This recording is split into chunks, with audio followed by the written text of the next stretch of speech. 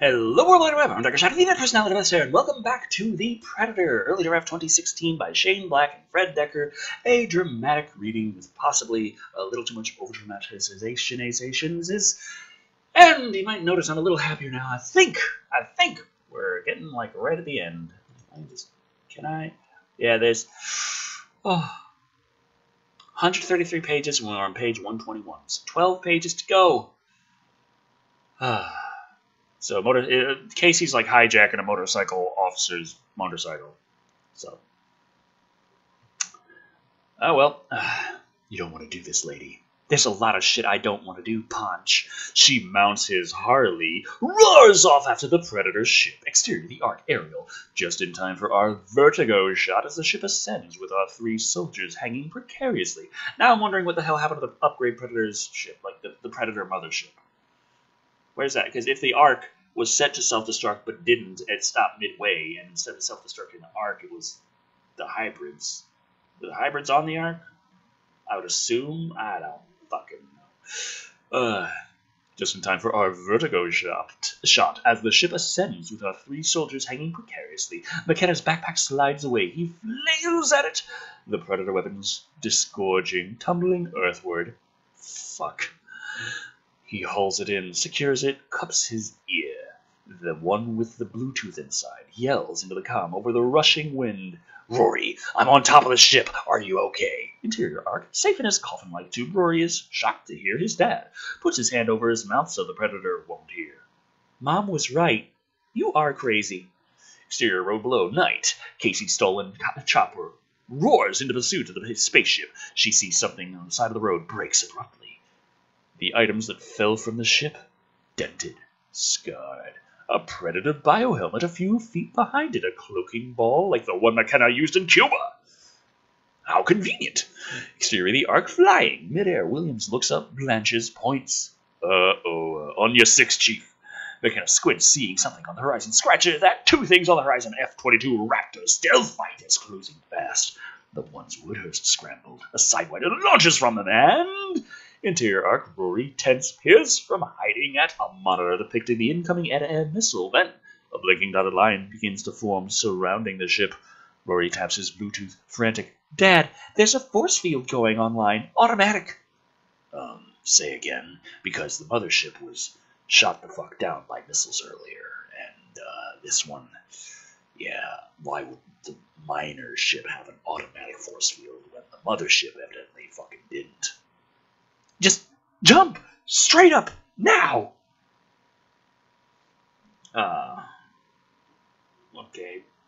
Exterior the Ark, series of shots. No time to argue. McKenna yells the order to his men. Jump! What happens next happens quickly. The force field does engage, but first, 3 things. 1, McKenna attempts to jump, stumbles, falls flat. Williams, he does jump, straight up, in fact. Flyboy, alas, does neither. He freezes, caught out, as the invisible force field blasts on with an ionized crackle. Now let's tell you the result. First off, McKenna is lying under the field, which is just above him.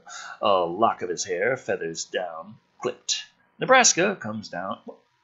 How does his hair, like if his hair was caught in the force field, say your hair caught in the force field, and the force field goes, cut your hair. Your hair's going to be above the force field where it got cut.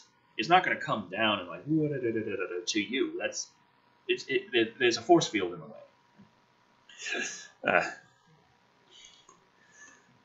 Nebraska comes down, boots first on top of the force shield, standing in mid-air. Surreal. But sadly, confused Flyboy has been cut off at the knees, severed. He topples away. His last flight. Nebraska now drops down, hanging on for dear life. Lies splayed, palms flat, separated from McKenna only by the force shield. Without it, they'd be on top of each other. Series of shots. The incoming missile blasts overhead. A miss passes them and rips forward into the trees ahead. Vanishes. Pause. Detonation.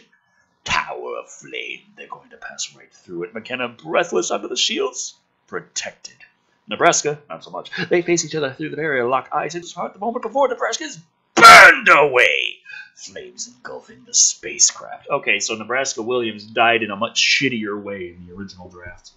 I mean, yeah, it makes no sense for a spaceship to have turbines. Turbines have to suck matter in to bring thrust, so when there's no matter to suck in, they don't do a damn thing. You just have something spinning there. But yeah, he just fucking dies. Kind of like Flyboy just fucking dies. They may as well. Now, at this time, neither of them should have jumped on the ship. Whereas in a theatrical movie, only one of them completely had no fucking.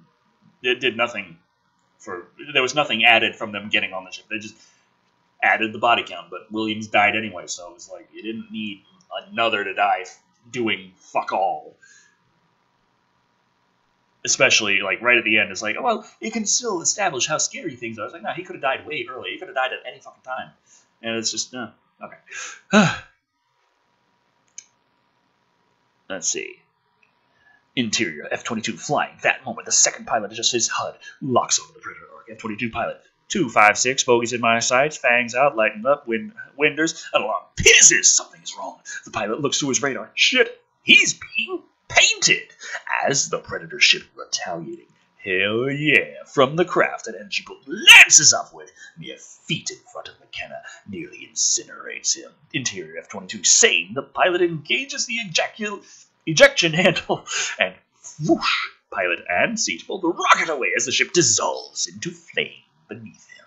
Exterior Predator arc with McKenna seeing the jet go to pieces high overhead. He looks around, desperation mounting.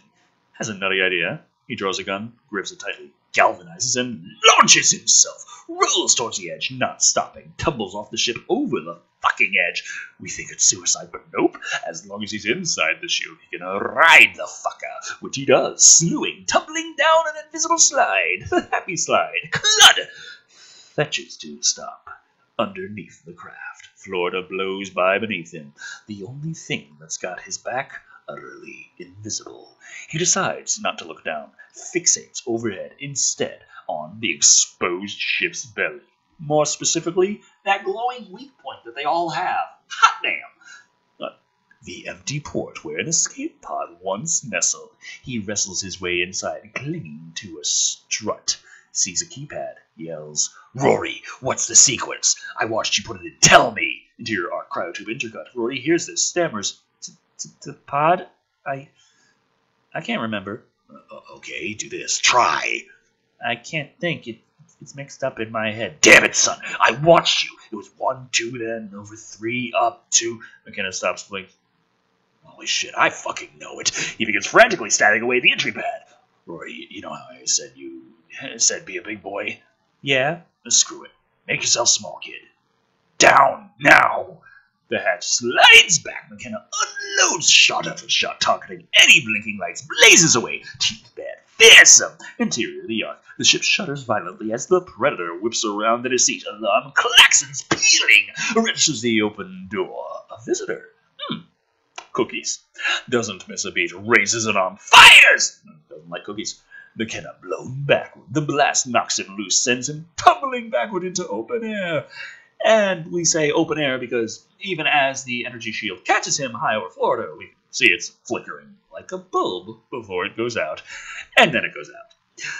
McKenna drops like a stone even as the Predator arc, crippled, begins descending, pitching, yawing. Also descending, McKenna, but faster, plummeting 1,000 feet in the air, sees a lone parachute billowing. The ejected pilot from the first F-22. How convenient!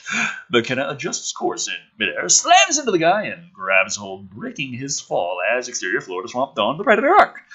Pierces the trees, skims across a brackish water, hurtles into a fallen willow crack. Interior arc intercut. The viewport explodes outward. Predator ejected. Exits, pinwheels through space. Disappears into the bog. Vanishes. Submerged. The ship subsides. Comes to rest in the swamp. Primitive. Primordial. What the world was like before the dinosaurs. Silence. Not necessarily, the plant life and shit were also quite different back then. Things aren't... McKenna now crashes down through the branches, breaking ribs, tearing skin, tossed like a rag doll, until exterior swamped on. He jerks to a halt, hanging in a tree branch 20 feet off the ground. much like when we first met him. Unconscious pilot, strapped beside him. McKenna takes stock, looks down at the massive figure rising from the swamp. Ah, swamp thing's here. Back haunched, shards peppering its flesh, reveal it's a phosphorescent green blood. The upgraded predator. It's down to the two of them. McKenna doesn't waste a second. He's already unlimbered his sniper rifle and he double taps the trigger, puts two in its chest. And from there, it never stops.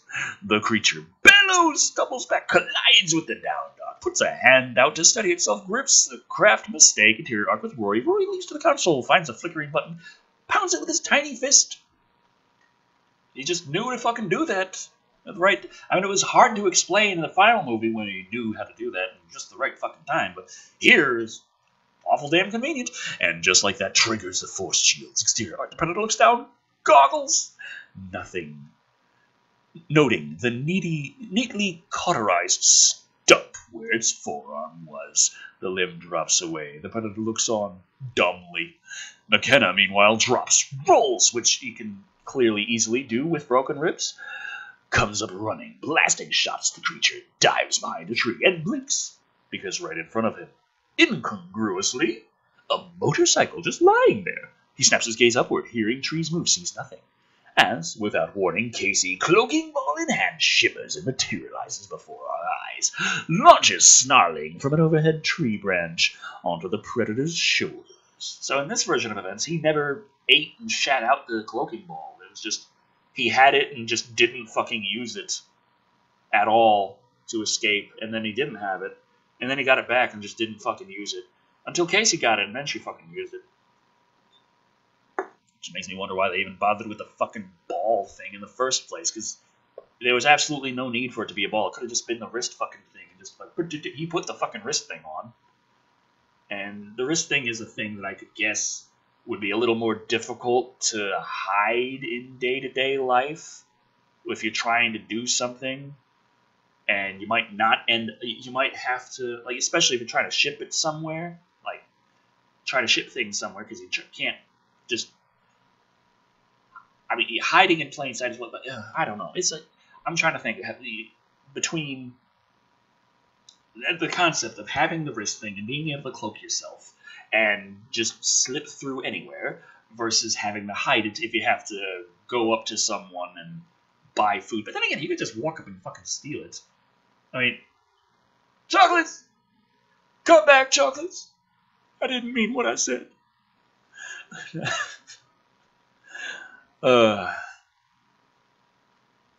Okay. Shimmers into as before our eyes, launches, snarling from an overhead tree branch onto the predator's shoulders. She grabs a fistful of dreadlocks, slices them clean off. What a bitch. The predator staggers and weaves, disoriented, clawing blindly in the air. McKenna tosses his rifle, pulls the combi stick. Here we go. The final flurry. The upgrade. Swats McKenna aside. Casey sent tumbling. Then the predator spins, struck by 3 bullets as, holy fuck, the guy in the tree, the pilot, has removed his 6 sour from his nylon vest and, still strapped in, starts raining cover fire. Predator, one swift move, triggers an ion blast, blows the tree to splinters. Obliterates him. Debris showers down McKenna, scrambling. The predator unloads, looses a veritable firestorm. Triggers blast after blast, churning up water, shredding trees. Our heroes can do nothing but duck and cover.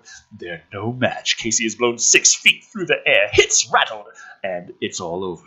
Heroes done. Except, now above the din, a sound intrudes upon Casey's consciousness, subtle at first. She squints. Now we hear it. A heavy panting off camera as the sniffer pads into view. Something in his mouth. It drops it at Casey's feet. An offering. Casey's POV, the self-destruct collar. The one she threw earlier, it fetched it back.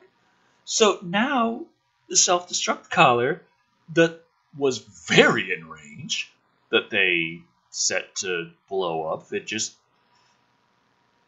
didn't. At all. How convenient. At which point everything proceeds like a blur. Casey, no hesitation, she scoops it up, feverishly accessing buttons on her wrist gauntlet, access the clearing. McKenna sees this, yells, toss it. She doesn't ask questions, slings it across the clearing to McKenna, who snags it from her just in time to dive, nearly misses being incinerated. He hits, rolls, comes to a combat crouch, having retrieved the predator's severed arm, the one with the arrows. He loops the collar over the double-pronged projectiles, pivots, aims as Casey on the run, triggers the last 2 digits of the aiming code. The LED blinks red. McKenna fires, takes the creature in the leg, embeds, pause the explosion, hurl the predator backward, red smoke and flames subside, revealing a 15-foot crater, smoking, seething. In the midst of it, the predator, a bloodied green mess, writhing, barely alive. McKenna and Casey stagger forward, Casey in battle mode. You know, it's awful convenient also that the predator, who's capable of forming armor out of his skin in the middle of that combat, never did that. I mean, he could just make himself invulnerable to pretty much anything short of a 50 BMG, but he just didn't.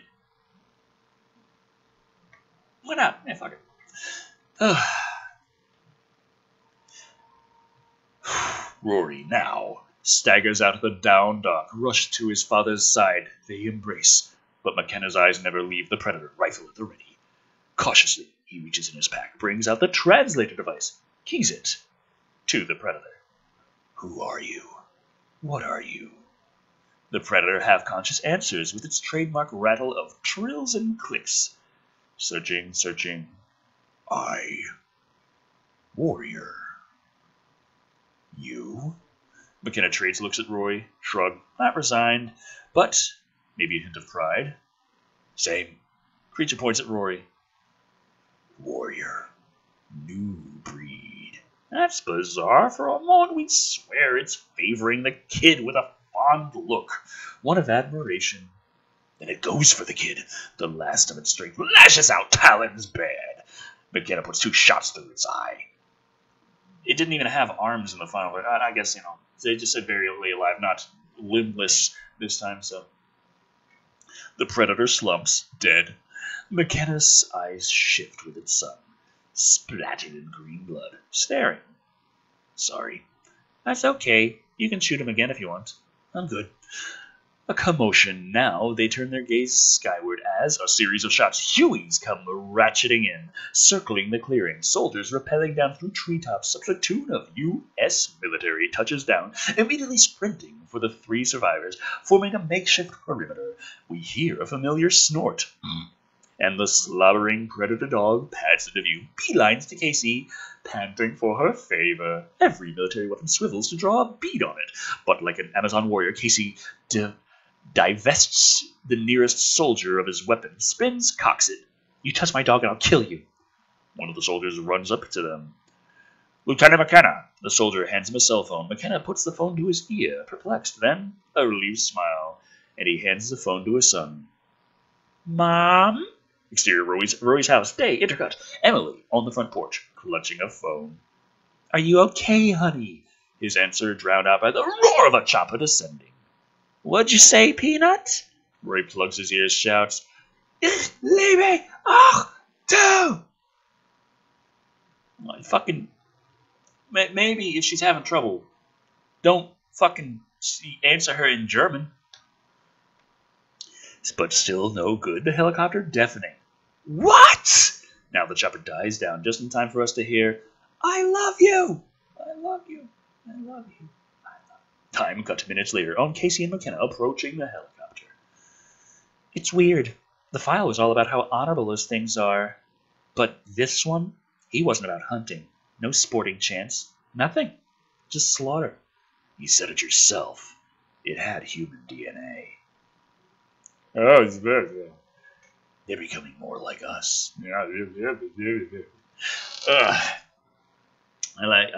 Who is it? Was it Griffin Pilgrim who said in a previous video of these in the comments that, yeah, we're the only lots of creatures on this planet hunt for sport, but we're the only ones who feel bad about it. Therefore, we technically have moral superiority on this one. McKenna, did we just start a war? Now a voice from the chopper. Nagatori, the war's already started. They both look up as, framed in the hatchway, reveal Dutch Schaefer. The Predator's first adversary, face haunted, etched by pain.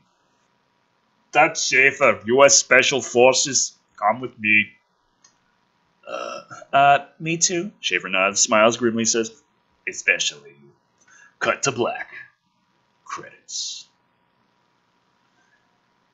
Ugh. Ugh. God. So, in this version of events, the good Predator wasn't coming to Earth to bring us something to help us against the Predators. It didn't even have to come to Earth. It just was supposed to hijack the ship and fucking destroy the Predator. It just did a bad fucking job all around. Ugh. Ugh. And humans are at war with predators. And predators are becoming... Because predators are becoming more human, and therefore they don't have honor anymore. All that happy stuff about how a predator society works is not important. None of it. Fucking none of it. Okay, so that was the Predator 2016 draft. By Shane Black and Fred Decker. And... yeah, there were several parts that actually were better than what we got in the final movie. But there are more than enough that... Why does it say 133? And I'm like, where's the next page then? Where's the next page? I don't know. It's like 132 and then it stops. I can't go down any further. Like, go up there and it's like, whoop, and then I go down and it's stuck at 132. And yeah, the page is half empty, so that's kind of a hint. But yeah.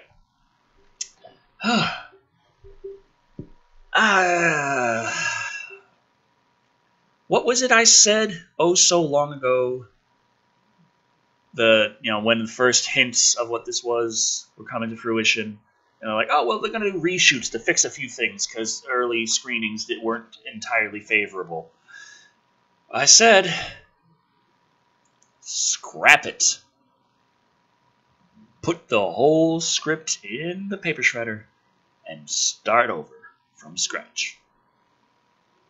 And I stand by that. Oh, God. It's amazing just how many things could have been worse, but also how many things could have been better and actually were made worse in the final production. It's like, the overall quality, is it about the same? Is it slightly worse in this version? Or, I don't know. There are things that are so bad in this version, I feel like things are a lot worse in this than in the final one. But there are lots of things that make a lot more sense in this version. And are written better. And, yeah. Anyway, that was a good 2016 early draft by Shane Black and Fred Decker. Thank you all for watching. I've been Decker Shado. And remember, if you want to tell your mother you love them, do it in a language they understand. It helps, especially with huge fucking helicopters in the background. Just a thing. Just, try do a little sign language if you like in person. Do FaceTime. Just be like, okay, helicopter in the background. FaceTime. I love you. Boom. Problem solved.